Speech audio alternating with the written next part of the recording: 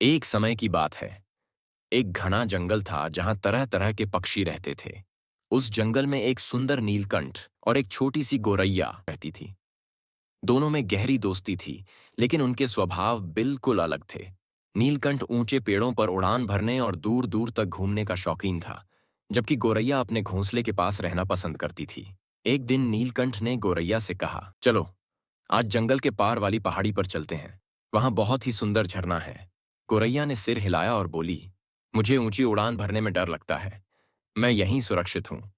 नीलकंठ हंसते हुए बोला, डरने की क्या बात है। अगर तुम चाहो तो मैं तुम्हें अपनी पीठ पर बिठाकर ले जा सकता हूं। गोरैया को नीलकंठ पर पूरा भरोसा था, इसलिए वह उसकी पीठ पर बैठ गई। नीलकंठ ने अपने मजबूत पंख फैलाए और ऊंचे आसमान में उड़ान भर दी। गोरैया ने पहली बार जंगल को इतनी ऊंचाई से देखा। नीचे नदी बह रही थी, हिरण दौड़ रहे थे और सूरज की रोशनी पेड़ों पर पड़कर उन्हें चमका रही थी। यह नज़ारा देखकर गोरैया बहुत खुश हुई। जब वे झरने के पास पहुंचे तो वहां का सौंदर्य देखकर गोरैया मंत्रमुग्ध हो गई। ठंडी हवा और पानी की आवाज उसे बहुत भा रही थी। उसने नीलकंठ को धन्यवाद दिया और कहा, आज तुमने मुझे मेरी सबसे बड़ी डर से बाहर निकाला। अगर मैं डरती रहती तो कभी इस सुंदर दुनिया को नहीं देख पाती।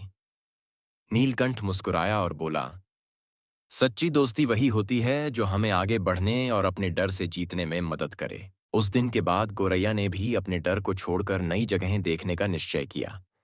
दोनों पक्षी पहले से भी अच्छे दोस्त बन गए और हमेशा एक दूसरे की मदद करने लगे। शिक्षा। सच्चे दोस्त हमें हमारी कमजोरियों से उबरने में मदद करते हैं और हमें नई ऊंचाइयों तक पहुंचने की प्रेरणा देते हैं।